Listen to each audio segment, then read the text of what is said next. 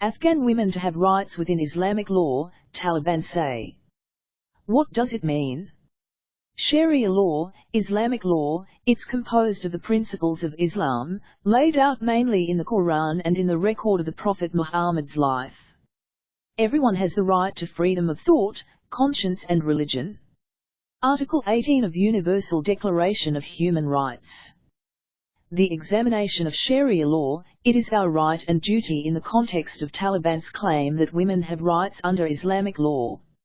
Since Quran is Taliban and all political Islam proponents' holy book and main guidelines in practicing Islamic law in countries they have boots on the ground, we will make direct quotes from it to prove our case against their claim. An-Nisa. The Women. Quran, 4th chapter, Surah. Universal Declaration of Human Rights. Article 5. No one shall be subjected to torture or to cruel, inhuman or degrading treatment or punishment. An-Nisa, verse 34. Men are the protectors and maintainers of women, because Allah has made one of them to excel the other, and because they spend, to support them, from their means.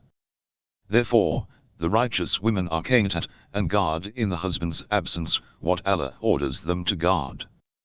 As to those women on whose part you see ill conduct, admonish them, and abandon them in their beds, and beat them, but if they return to obedience, do not seek a means against them. Surely, Allah is ever most high, most great. Universal Declaration of Human Rights. Article 4. No one shall be held in slavery or servitude. Slavery and the slave trade shall be prohibited in all their forms. An-Nisa, verse 25.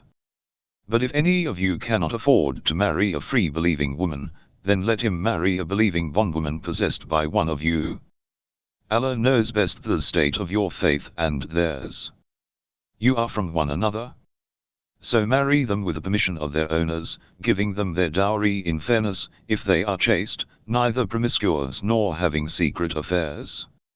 If they commit indecency after marriage, they receive half the punishment of free women. This is for those of you who fear falling into sin. But if you are patient, it is better for you. And Allah is all-forgiving, most merciful. Universal Declaration of Human Rights. Article 5. No one shall be subjected to torture or to cruel, inhuman or degrading treatment or punishment. Article 9. No one shall be subjected to arbitrary arrest, detention or exile. An-Nisa, verse 15. As for those of your women who commit illegal intercourse, call for witnesses from among yourselves.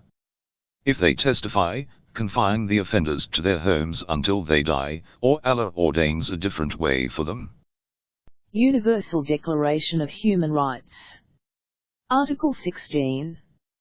Men and women of full age, without any limitation due to race, nationality or religion, have the right to marry and to found a family. They are entitled to equal rights as to marriage, during marriage and at its dissolution. Marriage shall be entered into only with the free and full consent of the intending spouses.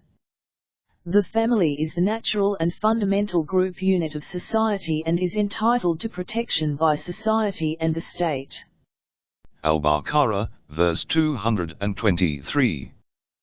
Your wives are like farmland for you, so approach them as you please. And send forth something good for yourselves. Be mindful of Allah, and know that you will meet Him. And give good news to the believers. Ikhlas was just 14 when she was captured by Islamic State. I was raped every day. Yazidi girl speaks of horrors of being held as Islamic State sex slave. The fact is, that the Islamic State went by their book. Afghan women report forced marriages since Taliban takeover. Taliban chief claims to have banned the brutal practice. And Western media jubilant about this so-called good news. This is merely a public relation campaign by Taliban to gain recognition from the West. Islamic law, Sharia law, is in defiance of Universal Declaration of Human Rights. Taliban and governance based on Sharia law, Islamic law, should not be recognized at all. They belong to museum as historical reference alongside medieval laws of the Dark Ages.